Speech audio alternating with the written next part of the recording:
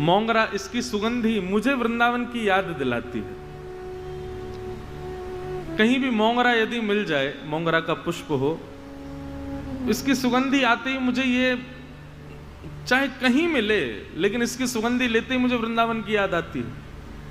इसलिए अधिकतर कथा कहीं होती है, कोई पूछते हैं आपको प्रिय क्या है, मैं कहता हूं और तो कुछ प्रिय नहीं है, लेकिन कथा कहते समय वृंदावन याद आता रहे, उसके लिए मोंगरा की माला पहना देना। वैसे माला नहीं पहनता, मैं कम पहनता हूं, पर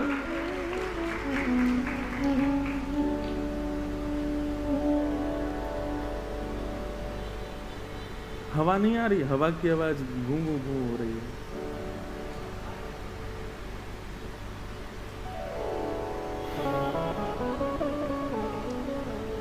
तो मोंगरा से वृंदावन की स्मृति होना, अब वृंदावन की स्मृति के लिए तो कई उपाय हो सकते हैं, पर इससे वृंदावन की स्मृति होना ये एक सूक्ष्म भाव है। ऐसी सूक्ष्म स्थितियां, सूक्ष्म भाव, उनकी उपस्थिति से आपको ठाकुर जी या ठाकुर जी के संबंध की कोई भी वस्तु सूक्ष्म भाव में आपको दिखे और आप परम आनंदित हो जाओ, तो यही अनुभव करना चाहिए कि उसका हृदय पूर्ण रूपेण शांत है, ठाकुर जी उसको स्वीकार कर चुके। कोई बहुत बड़ी परिकल्पना की आवश्यकता ना पड़े, कथा हो, बहुत सारे ब्रजवासी दिखें तभी आपको वृंदावन याद आए, नहीं।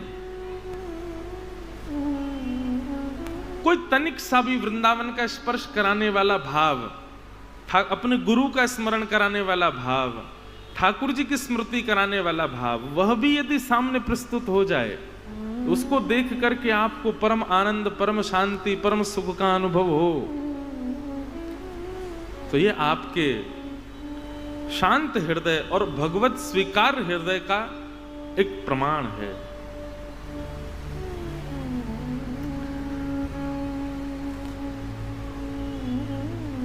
हमारे वशंशा दरबार के जितने भी आचार्य प्रवर हुए, पूर्व में गुरुजन हुए,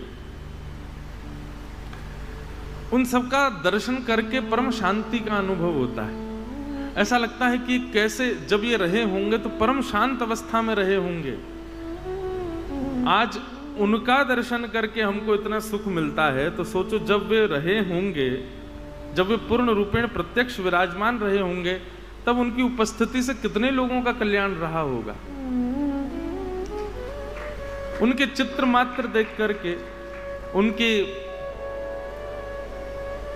जो जमा पूंजी यहां पर है, जो उनके द्वारा, उनके चाहे चित्र के रूप में हो, चाहे किसी भी रूप, उसको देख करके ऐसा सुख मिलता है। प्रत्यक्ष जब वो रहे होंगे तो कैसा रूप रहा होगा। तो संतों का दरबार है और सूफी संतों का दरबार है, अलमस्त संतों का दरबार है। उस दरबार में अपनी सेवा करने का मुझे अवसर मिल रहा है, ये मेरे लिए परम सौभाग्य की बात है। और अब तो ऐसा हो गया है कि यहाँ के क्रमों में निमंत्रण आ ही जाता है।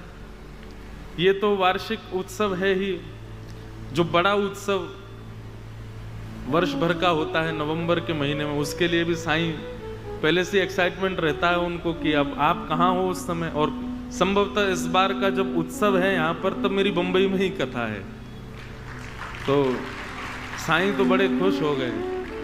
बोले तो फिर ऐसा है महाराज जी, वहाँ कथा पूरी करिए, रात को यहाँ तो उत्सव ही शुरू 11 बजे होता है रात को। परम आनंद की बात है।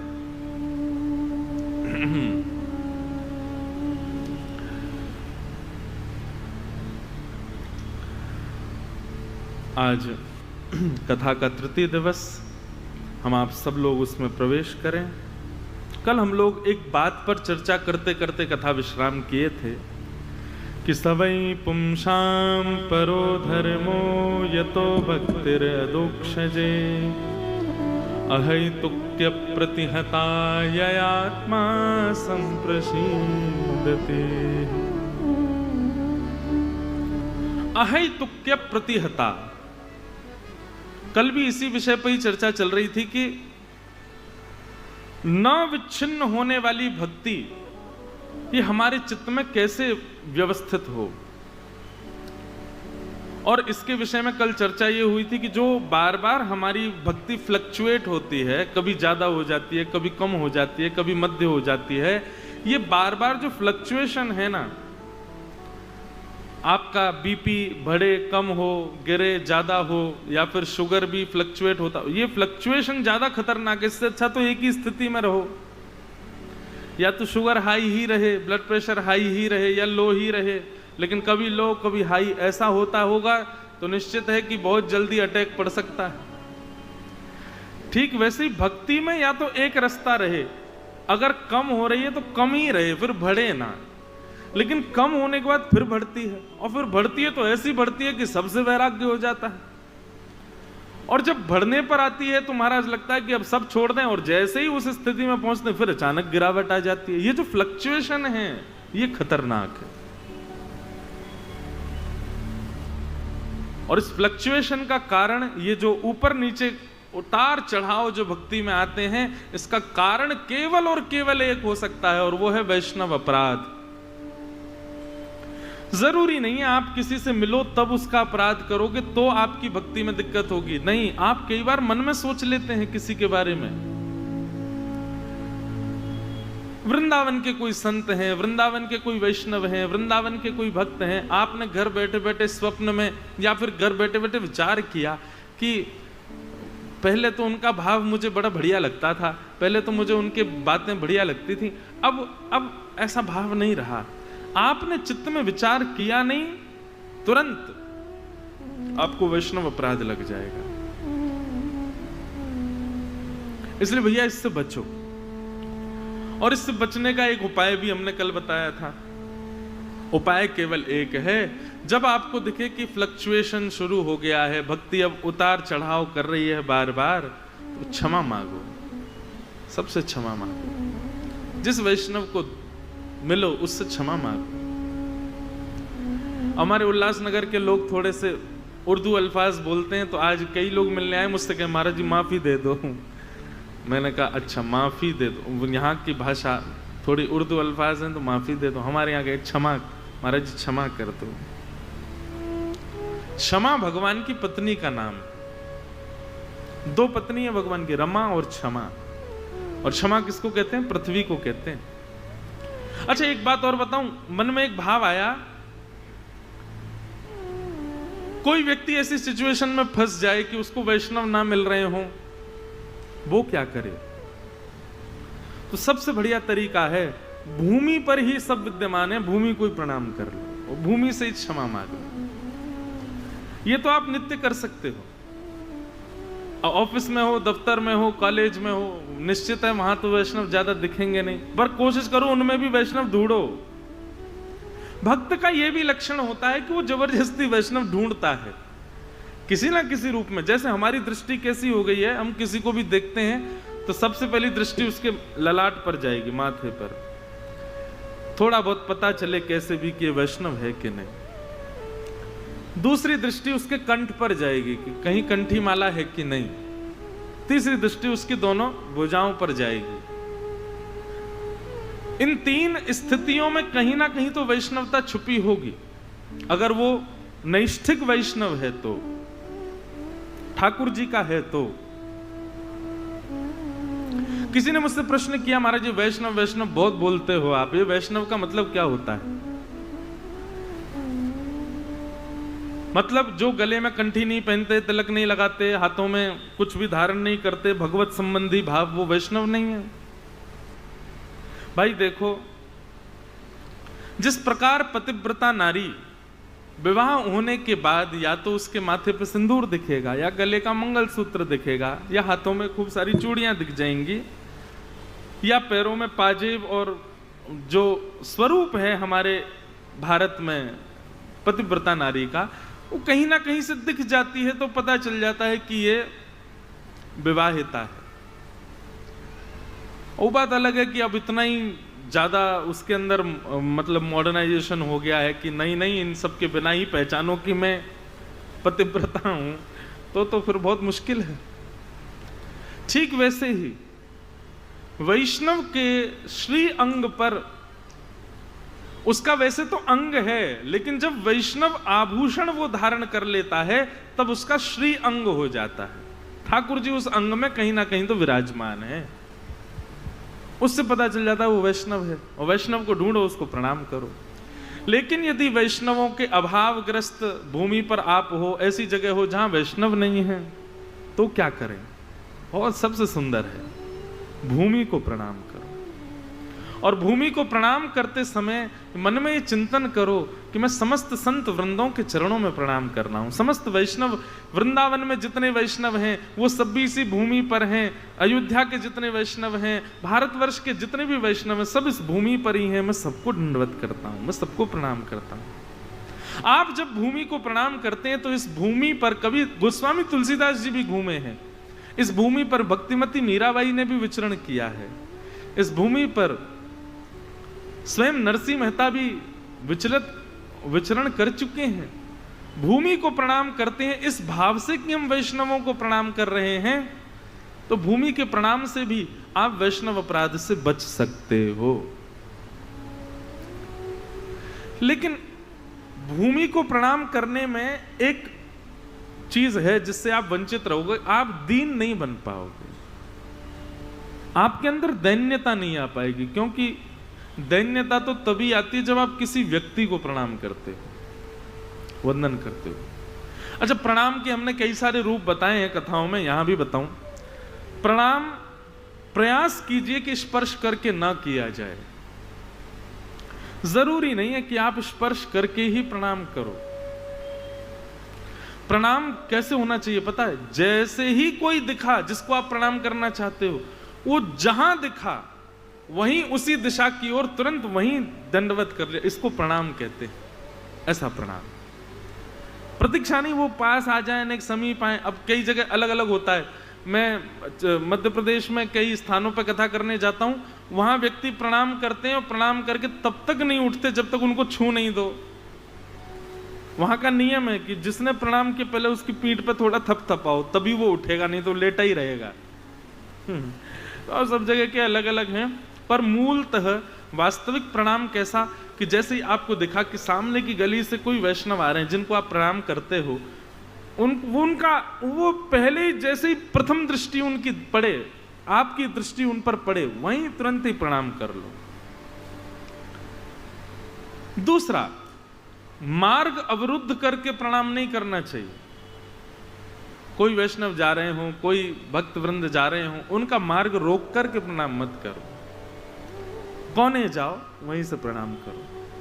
ठाकुर जी को प्रणाम करने की विधा अलग है। ठाकुर जी के प्रणाम करने की विधा में भाव है कि अपने, जैसे मान लीजिए ठाकुर जी हैं पीछे, आप सामने बैठे हो, तो प्रणाम कैसे होगा? दाहिनी ओर से बाईं ओर की तरफ प्रणाम करना चाहिए। सीधा स्ट्रेट प्रणाम नहीं करते ठाकुर जी को, और बाईं ओर से दाईं ओर की तरफ गिर करके प्रणाम नहीं करते, सदा दाएं से बाएं। हम भी मंच पर आते हैं तो वहां से भागवत जी को प्रणाम करते हैं। ऐसे ही प्रणाम ठाकुर जी को करना चाहिए। उसके पीछे कारण क्या है? सीधे प्रणाम इसलिए नहीं करना क्योंकि ठाकुर जी जब विराजमान होते हैं तो सामने लक्ष्मी आदि सब भगवान की पटरानियां विद्यमान होती हैं। तो कहीं हम सीधा प्रणाम करेंगे तो हमारी कमर और हमारे चरण दोनों पीछे की ओर चले जाएंगे, तो वहां अपराध बनता है। दूसरी बात, जब ठाकुर जी विराजमान हो जाते हैं, भागवत जी विराजमान हो जाती हैं, तो भागवत जी के वाम अंग में समस्त संत वृंद, भक्त वृंद, ये रोज बजेगा सायरन, आपको संकेत करने के लिए सावधान हो जाओ। तो वाम अंग जो है, यहां पर सब वैष्णव, जैसे नारद जी, कुबेर जी, ब्रह्मा जी, सूरज जी, चंद्रमा जी आदि आदि, ये सब जो ऋषि जन हैं, ये सब जो देवगण हैं, ये सब वाम अंग में खड़े होते हैं ठाकुर जी के विराजमान होने के बाद। अगर आप इधर से प्रणाम करोगे तो उनको चरण चले जाएंगे। ये जो स्थान है ये रिक्त स्थान होता है। इसलिए प्रणाम दाहिनी ओर से बाईं ओर करना चाहिए ठाकुर जी के।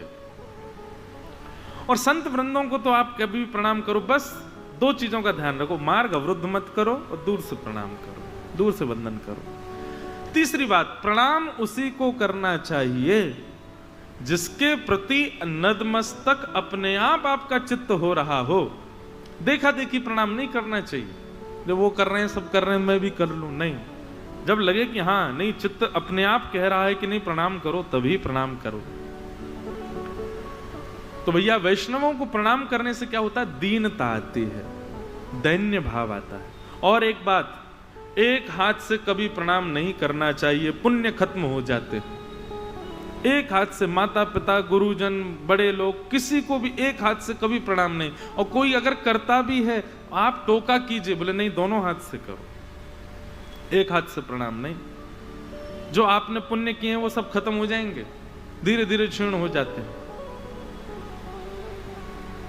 भाई देखो, हमारा हिंदू वैदिक सनातन धर्म जो है, यहां पर हर वस्तु हर भाव जो है वो पूर्ण रूपेण वैदिक है, कोई मनगणंत नहीं है।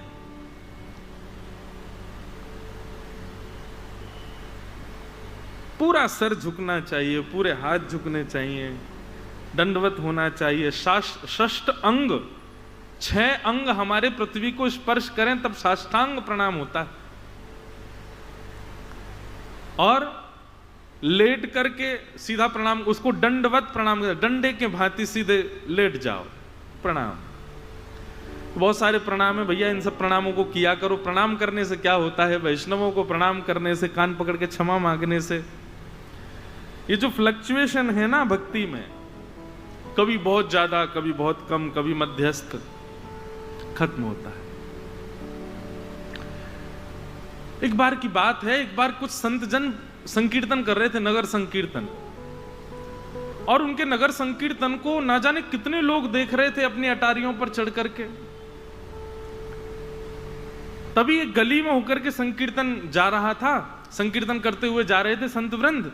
तो वहां एक वैश्या अपने घर में बैठी थी, उसने खिड़की खोल करके केवल देखना चाहा कि क्या चल रहा है।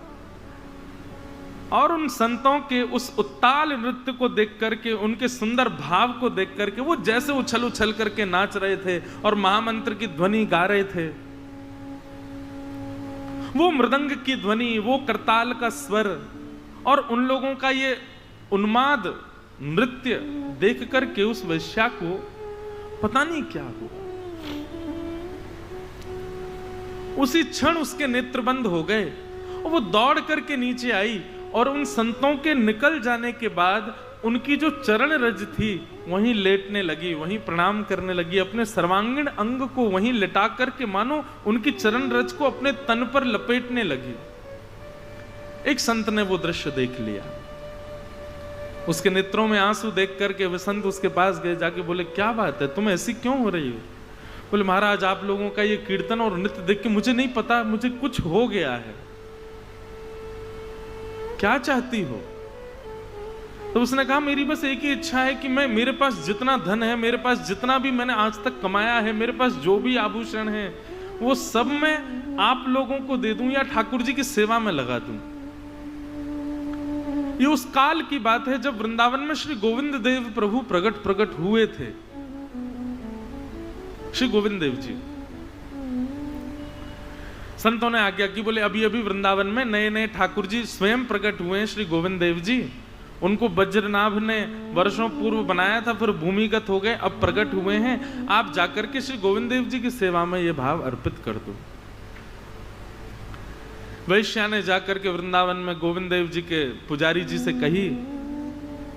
पुजारी जी ने उसका परिचय पूछा, उसने झूठ नहीं बोला, सत्य बता दिया कि मैं एक वैश्या हूं, पर मेरा मन अब बदल चुका है, मैं पूर्ण रूपेण समर्पित होने आई हूं। आप ये सारी सामग्री, ये सारा धन गोविंद देव जी की सेवा में ले लो। पुजारी जी ने जैसे सुना वैश्या, बोले निकलो बाहर, निकलो यहां से।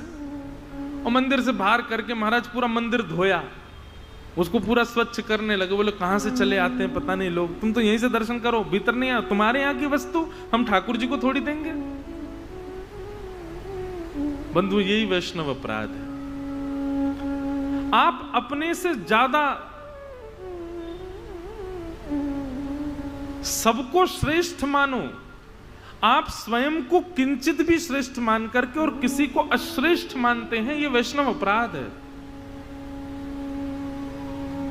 मैंने तो इस बात से एक चीज और सीखी कि मैं जब किसी के घर जाता हूं, उनके घर की सेवा देखता हूं, तो सेवा देख करके मुझे मन में ऐसा आता है कि अगर वो कुछ क्या क्या है, कीड़ा है, कहां है?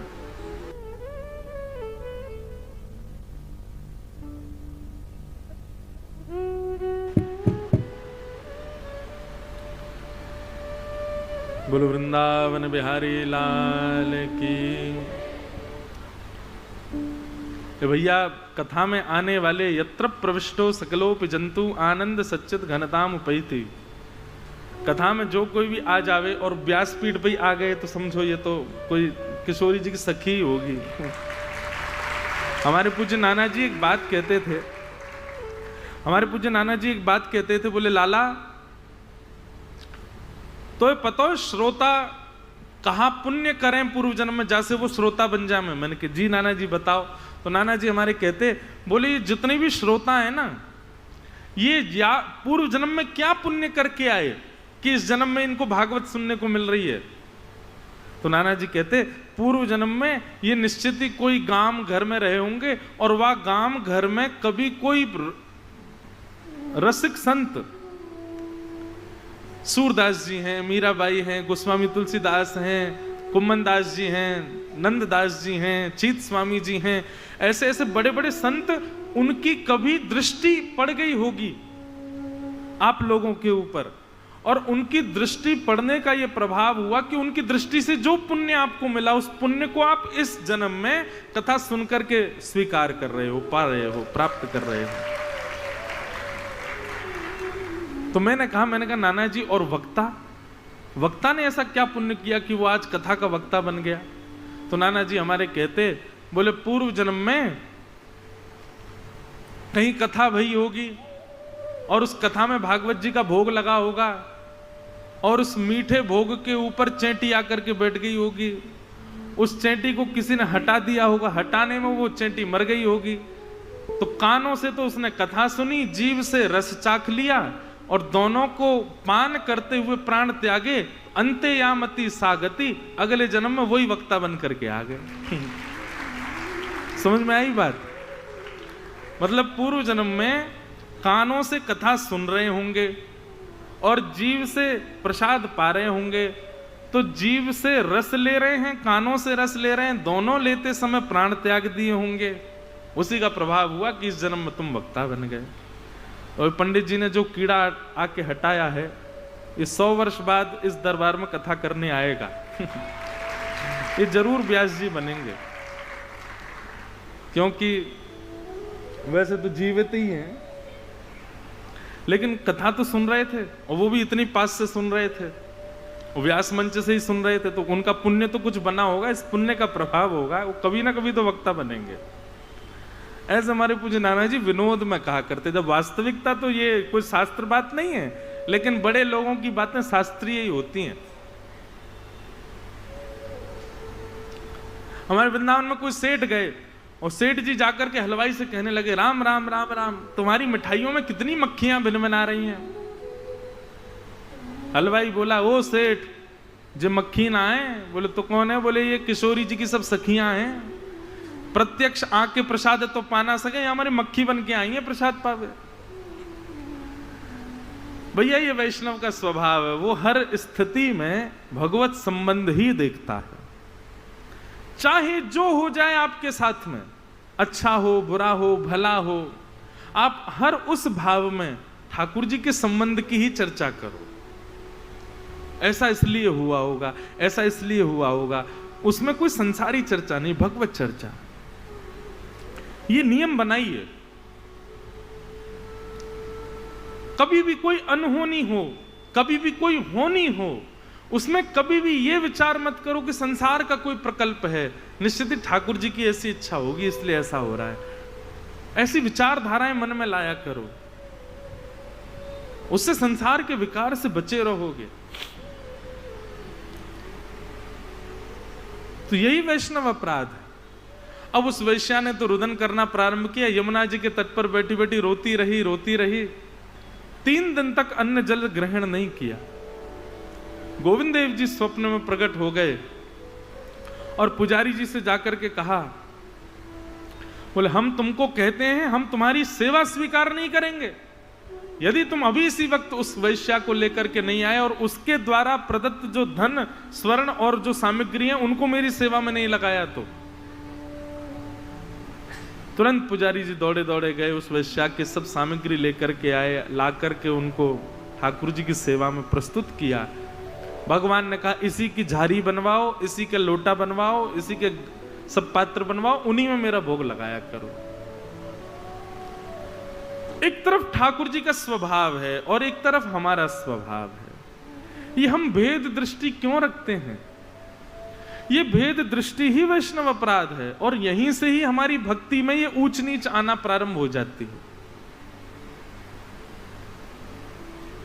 अपनी भक्ति को श्रेष्ठ तब मानिए जब आपको किसी अन्य के भावों में, अन्य की स्थिति में अपने से नीचता का दर्शन ना हो, ऐसा ही लगे कि नहीं ये भी श्रेष्ठ है, इसकी भक्ति भाव भी श्रेष्ठ है।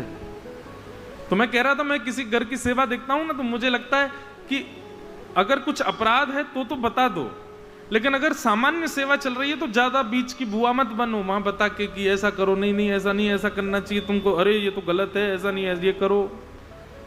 अरे भाई उसके ठाकुर जी उससे रीझने के लिए उसके घर पर उसके तरह से बैठे, आप ज्यादा क्यों बता रहे हो? कोई अनवांटेड चीजें लगती हैं कि भाई ये थोड़ी गलत है, इस पर थोड़ा हम बता दें, वो बताइए, बाकी सेवा अपनी जैसी वो करे, ऐसा बिल्कुल भाव मत रखो। तो सवै पुंसाम परो धर्मो यतो भक्तिर अदोक्षजे अहैतु क्या प्रतिहता ययात्मा संप्रषेधति। न विच्छिन्न होने वाली भक्ति, ठाकुर जी के प्रति आपका प्रेम कभी कम ना हो। आप और एक और बात कहें,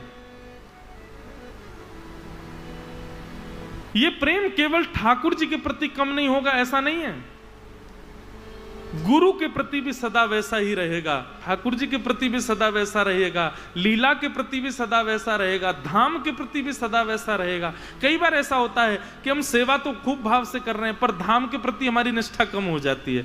कई बार सेवा भी कर रहे हैं, धाम के प्रति भी निष्ठा है पर कथा के प्रति निष्ठा कम हो जाती है। कई बार सेवा भी करते हैं, धाम के प्रति भी निष्ठा है, कथा के प्रति भी निष्ठा है, पर वैष्णवों के प्रति हमारी निष्ठा नहीं हो।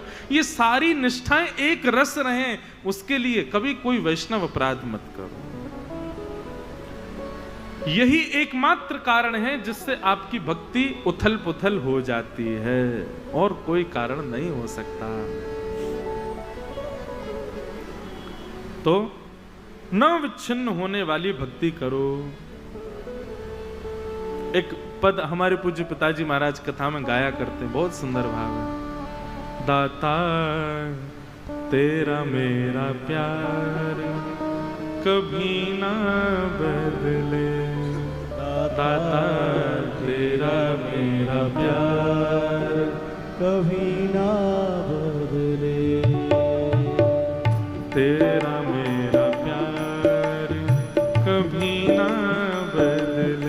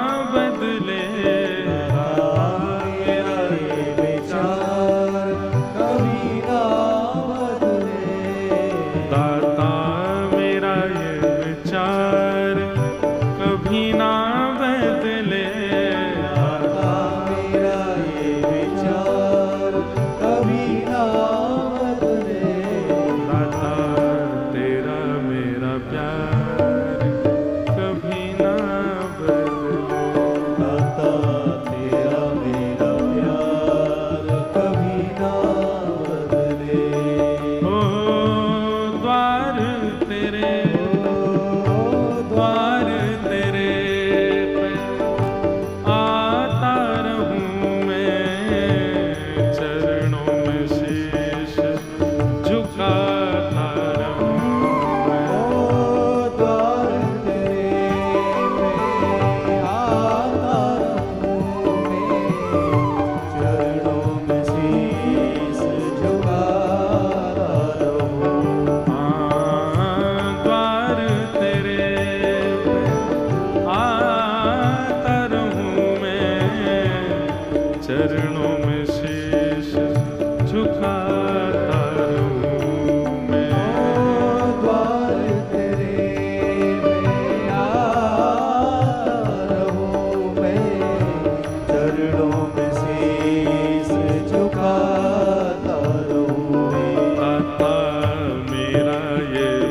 व्यवहार कभी ना बदले। दाता मेरा ये व्यवहार कभी ना बदले। दाता तेरा मेरा प्यार कभी ना बदले। दाता तेरा मेरा प्यार कभी ना बदले। दाता तेरा मेरा प्यार कभी ना बदले। दाता तेरा मेरा प्यार कभी ना बदले। दाता तेरा मेरा प्यार कभी ना बदले। तेरा मेरा प्यार कभी ना बदले। दाता तेरा मेरा प्यार कभी ना बदले। तेरा मेरा प्यार कभी ना बदले। दाता तेरा मेरा प्यार कभी ना बदले। तेरा मेरा प्यार कभी ना बदले। बहुत पीड़ा होती है उस वैष्णव को जिसका प्रेम अटूट था ठाकुर जी से, पर किसी कारण से वो प्रेम सूक्ष्म होने लग जाए, वो प्रेम क्षीण होने लग जाए और उसके अंदर कारण केवल और केवल वैष्णव अपराध होता है और कुछ नहीं हो सकता।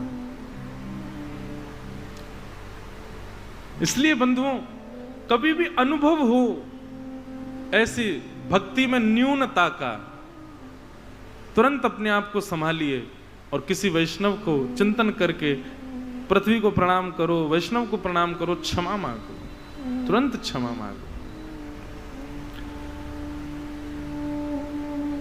सूत जी महाराज कहते हैं सभी प्राणी मात्र का एक ही परम धर्म है,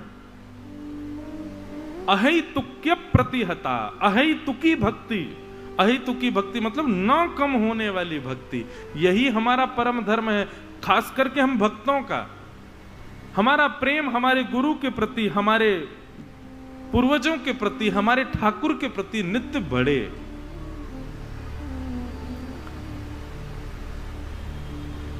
कलयुग बहुत खतरनाक है बंधुओं। इस कलिकाल में भक्ति जैसे ही आपके अंदर आती है, कलयुग ऐसी कोई योजना बनाता है कि आप उस भक्ति से तुरंत विचलित हो, पर उस विचलन का तुरंत निदान कीजिए। ज्यादा दिन प्रतीक्षा की आपने तो भक्ति पूर्ण रूपेण ही नष्ट हो जाएगी हृदय से। इसलिए तुरंत क्षमा मांगो, वैष्णवों का सम्मान करो।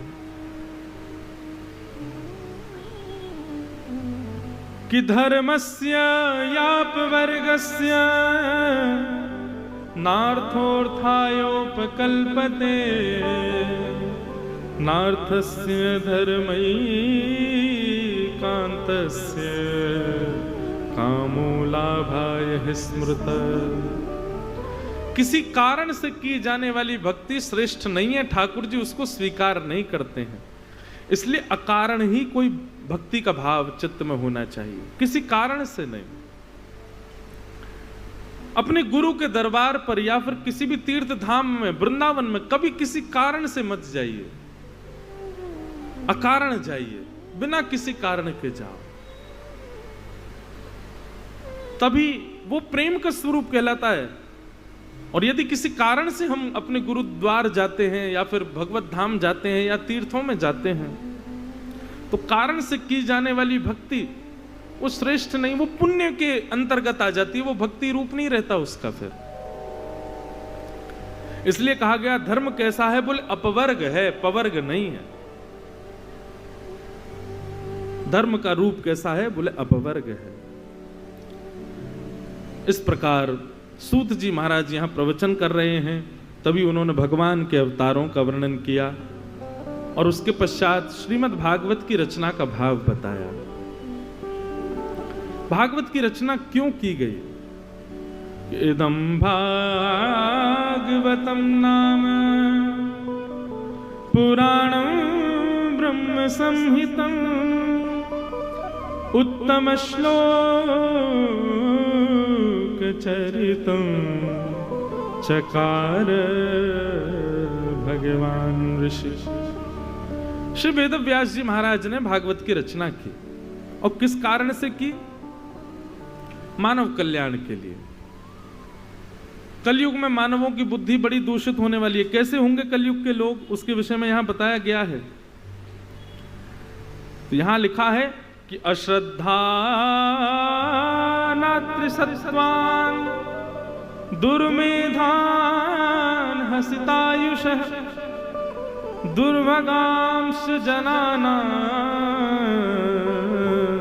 वीक्ष्य मुनिर्दिव्येन चक्षुषा।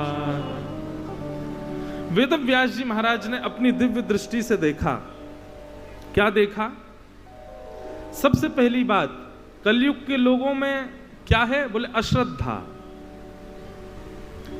अश्रद्धा बहुत जल्दी हो जाती है हम लोगों को। एक स्थान पर एक देव पर श्रद्धा होते ही कुछ दिन बाद वो अश्रद्धा में परिवर्तित हो जाती है। बोले अश्रद्धा। और कैसे हैं? बोले दुर्मेधान, दूषित बुद्धि वाले हैं। हम लोगों की स्थिति बता रहे हैं श्री वेद व्यास जी महाराज। कैसे हम? बोले दूषित बुद्धि वाले। दूषित बुद्धि का मतलब क्या होता है?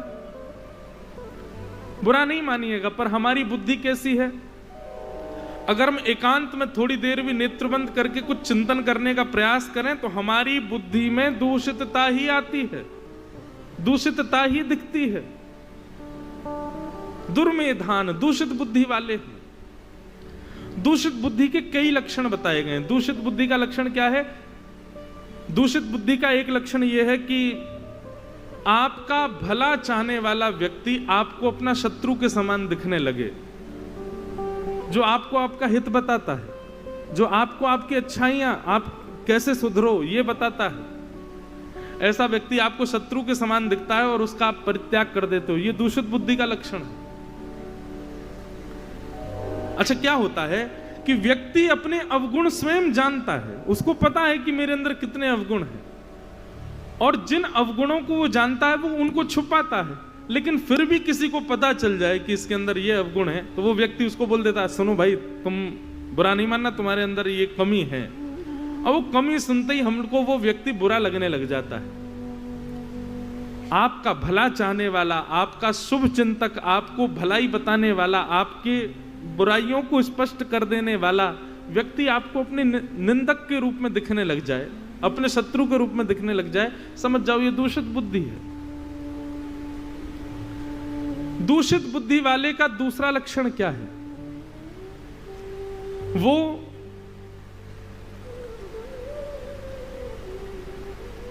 सीधे सीधे मार्ग पर चल करके उपलब्धि प्राप्त करने का विचार नहीं करेगा। कूट बुद्धि उसके चित्त में आ जाती है। नहीं नहीं नहीं, ऐसे ऐसे नहीं करना है, मुझे ऐसे करना है। चतुराई के साथ करने का भाव मन में आने लग जाए, ये दूषित बुद्धि वाले का लक्षण है। दूषित बुद्धि वाले का तीसरा लक्षण क्या है? वेदों ने, शास्त्रों ने, गुरुजनों ने, माता पिताओं ने जिन कार्यों को करने के लिए मना किया उनको करता तो नहीं है, पर कभी कभी मन विचार कर लेता है, करके देख लो, कुछ होगा तो। एक आध पाप भी तो होने चाहिए, सब पुण्य पुण्य थोड़ी होंगे मेरे पास, थोड़े बहुत पाप कर लूं, क्या बुराई है? ये दूषित बुद्धि वाले का लक्षण है। ऐसी दूषित बुद्धि वाले, अश्रद्धा वाले, दुर्भागांश, दुर्भाग्यशाली हैं हम लोग। हमारा भाग्य उचित नहीं है, हमारा भाग्य प्रबल नहीं है, दुर्भाग्यशाली है। हम लोगों के कल्याण के लिए अश्रद्धा वालों के चित्त में सदा श्रद्धा बनी रहे, दूषित बुद्धि शुद्ध बुद्धि हो जाए, और हमारा दुर्भाग्य जो है वो सद्भाग्य में परिवर्तित हो जाए। इन तीन कारणों के लिए वेदव्यास जी महाराज ने अपनी दिव्य दृष्टि से, अपने दिव्य भावों से दिव्य दिव्य ग्रंथों की रचना प्रारंभ की। बहुत सारे ग्रंथ लिखे, लेकिन मन को शांति नहीं मिली। तब वेदव्यास जी महाराज के पास श्री नारद जी महाराज का आगमन हुआ, और नारद जी महाराज ने आकर के कहा, बोले व्यास जी आप इतने दुखी क्यों हो? तो व्यास जी बोले इतनी सारी ग्रंथ लिख दिए मैंने, मेरे मन को शांति नहीं मिल रही है, मेरे मन को चित्त को प्रसन्नता ही नहीं हो रही है। तब नारद जी महाराज बोलते हैं, बोले कि मैं बताऊं आपके चित्त को प्रसन्नता क्यों नहीं है? बोले बताओ। तब वे कहते हैं कि भवतानुदित प्रायम यशो भगवतो मलम् ये नैवासौ न तुष्येत मन्ये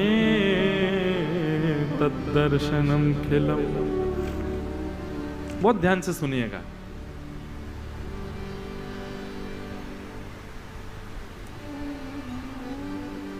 हे व्यास जी, आपने जितने भी ग्रंथ लिखे हैं, इन सब ग्रंथों में आपने दो ही बातों को प्रधानता दी है। बहुत ध्यान से सुनिए सब लोग।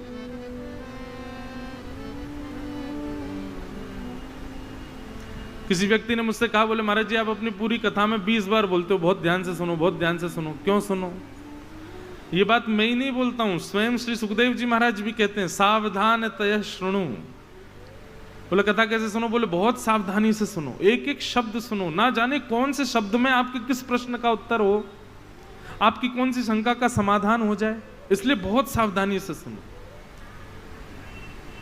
कई बार ये कठिन प्रसंग जो होते हैं ना, थोड़े क्लिष्ट प्रसंग, थोड़े से ज्ञान वैराग्य और इन भावों से युक्त प्रसंग, ये भी सुनने चाहिए। मधुर मधुर खाओगे तो शुगर हो जाएगा। कभी कभी करेला भी खाना, मैं नहीं खाता पर आपको खाना चाहिए, रक्त बढ़िया होता है उससे। तो कभी कभी ये प्रसंग बड़े ध्यान से सुना करो। नारद जी महाराज यहां पर कहते हैं, बोले व्यास जी, वेद व्यास जी कहते हैं मेरे संकल्प में कोई कमी नहीं थी, मेरे परिश्रम में कोई कमी नहीं थी, मेरे लेखन में कोई कमी नहीं थी, मेरे आव भाव विचार सब शुद्ध थे, मेरा सब कुछ शुद्ध था, तो भी मैंने जो किया, मैंने इतने सारे ग्रंथ लिखे, उनमें मुझे सफलता का अनुभव क्यों नहीं हो रहा है? नारद जी महाराज कहते हैं, बोले व्यास जी बहुत ध्यान से सुनो, जो लोग बहुत परिश्रम करते हैं पर परिश्रम करने के बाद भी उनको ऐसा लगता है कि वो सफल नहीं हुए, वो लोग तो और ध्यान से सुनना। नारद जी यहां पर उत्तर बता रहे हैं उसका, कि भवतानुदित प्रायम यशो भगवतो मलम ये नैवासौ न तुष्येत मन्ये तद्दर्शनम खिलम। व्यास जी आपने जितने भी ग्रंथ लिखे हैं ना, उन ग्रंथों में या तो चतुर्विध पुरुषार्थ को प्रधान बताया है, और दूसरी जो आपसे थोड़ी सी भूल हो गई है, आपने सारे ग्रंथों में भगवान को केवल श्रद्धा का केंद्र बिंदु बताया है। आपने भगवान को केवल श्रद्धा का केंद्र बिंदु, पूजा का केंद्र बिंदु, अनुष्ठान का केंद्र बिंदु, ऐश्वर्य यश वैभव प्राप्ति का केंद्र बिंदु बताया है। इसके अतिरिक्त आपने भगवान को और किसी रूप में नहीं दिखाया। वेदव्यास जी महाराज बोले इसका मतलब क्या? भगवान श्रद्धा के ही तो विषय हैं, भगवान अनुष्ठान के ही तो विषय हैं, भगवान पूजा के ही तो विषय हैं, भगवान यश वैभव कामनाओं की पूर्ति के ही तो विषय हैं। नारद जी महाराज बोले यही तो आपसे भूल हो गई। ठाकुर जी केवल पूजने के विषय नहीं है, श्रद्धा के विषय नहीं है, मनोकामना पूर्ति के विषय नहीं है। ठाकुर जी तो प्रेम के अधिकारी हैं। आपने उनसे प्रेम होने वाली कोई भी चर्चा कहीं नहीं की है, इसीलिए आपका चित्त अशांत है। मानो नारद जी सूत्र दे रहे हैं, कोई व्यक्ति कितना भी श्रम परिश्रम कर ले, कोई कितनी भी मेहनत कर ले, उसका संकल्प शुद्ध हो, उसका परिश्रम शुद्ध हो, लेकिन उसके बाद भी उसको अगर चित्त में ऐसा लग रहा हो कि नहीं वो अभी अपूर्ण है, तो निश्चित है उसमें प्रेम की अभी कमी है। प्रेम नहीं होता तभी अपूर्णता का अनुभव होता है। और क्षमा कीजिएगा, जिसके चित्त में प्रेम होता है वो भले ही सारी व्यवस्थाओं से अभावग्रस्त हो, उसके पास कोई व्यवस्था ना हो, लेकिन प्रेम चित्त में हो ना, तो प्रेम से भी वो परम प्रसन्न रहता है, परम संतुष्ट रहता है। लिख लीजिएगा, संतुष्ट होने का केवल और केवल एक ही उपाय है, प्रेमी हो जाओ। और प्रेम केवल ठाकुर जी से हो सकता है, इसके अतिरिक्त और किसी से नहीं। आप सोचो कि आप चित्त में प्रेम लिया, उससे आपका चित्त शांत हो जाएगा। प्रेम किसके लिए लिया है? किसी अन्य के लिए लिया है, किसी कन्या के लिए लिया है, किसी पुरुष के लिए लिया है, किसी वस्तु के लिए लिया है, और उससे आप सोचो कि आप उससे तो और अशांत हो जाओगे। आप चित्त को शांति तो केवल और केवल ठाकुर जी से प्रेम करके ही मिलती है।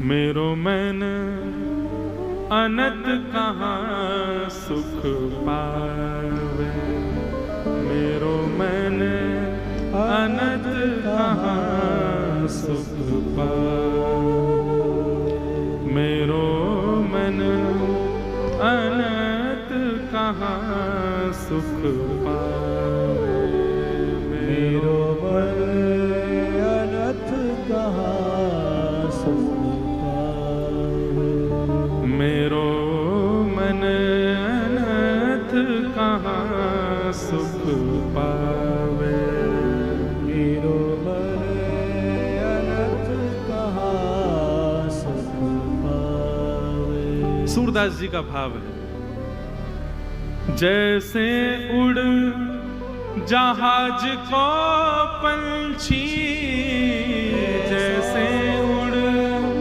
जहाज को पंछी, पुनी जहाज पे आवे,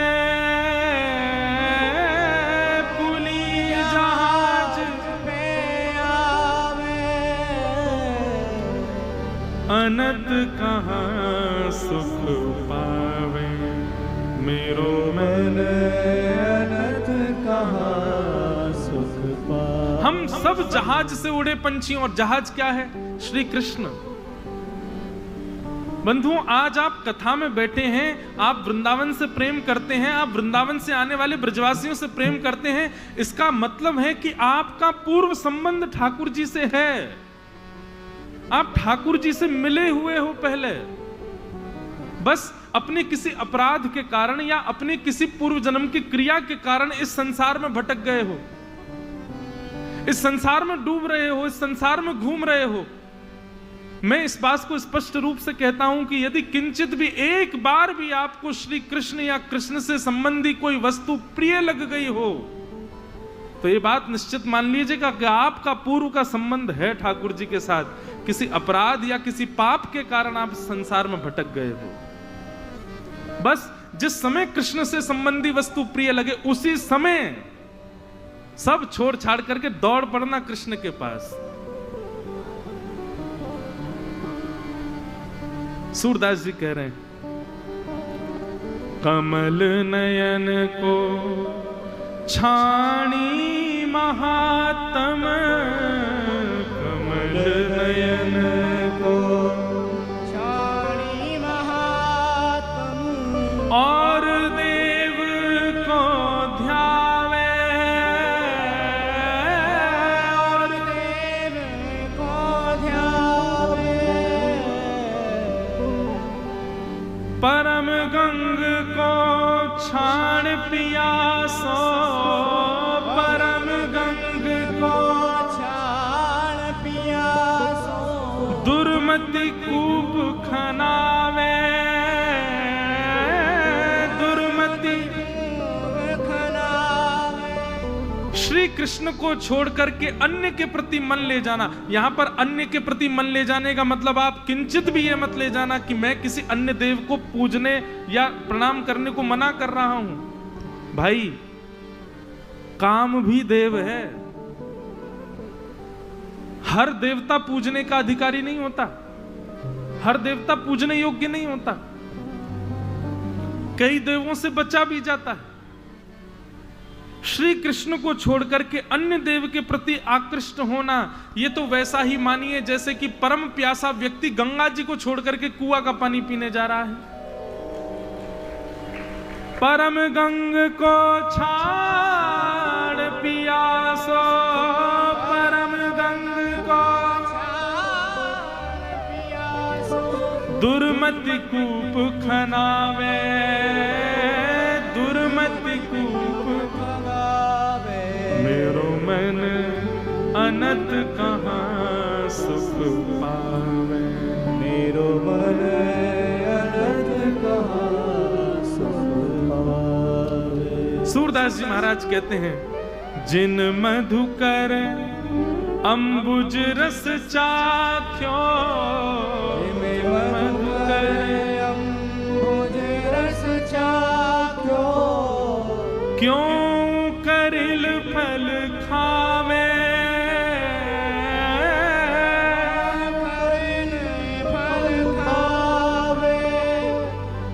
सूरदास प्रभु काम धेनु तज, सूरदास प्रभु काम धेनु तज, छेरी कौन दुहावे,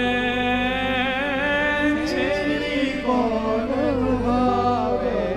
मेरो मन अनंत कहाँ सुख पावे, मेरो मन अनंत कहाँ सुख भैया पावे।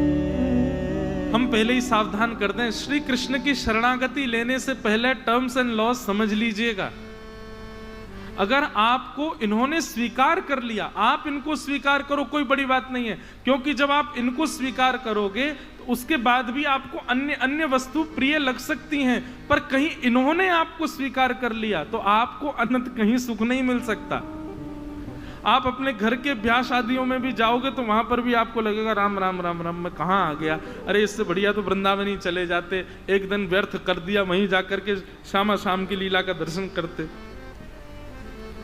किसी पदार्थ को खाकर के आपके मन में आएगा राम राम राम, ठाकुर जी का तो भोग लगा ही नहीं है। अच्छा एक बात बताऊं,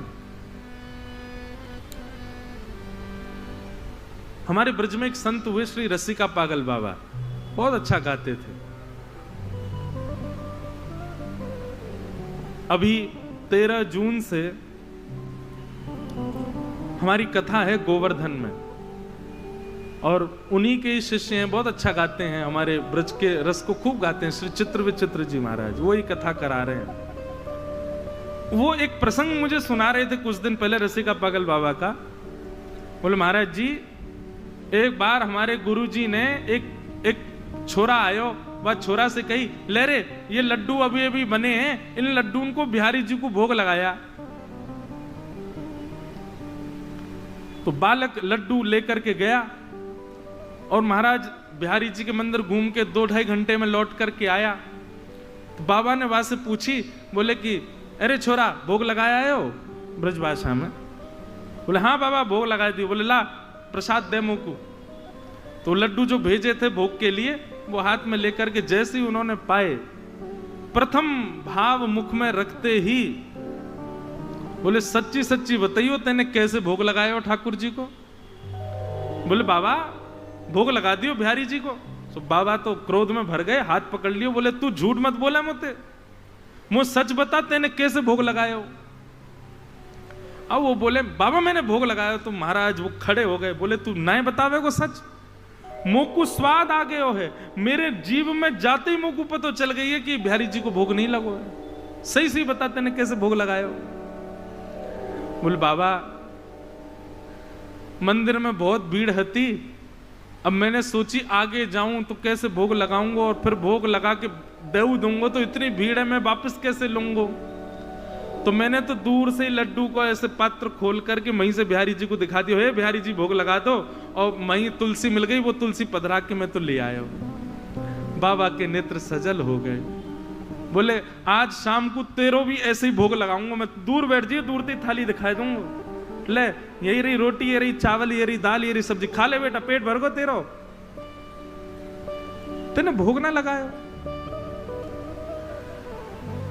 ये वैष्णव आप जीव पर वस्तु रखते हैं ना,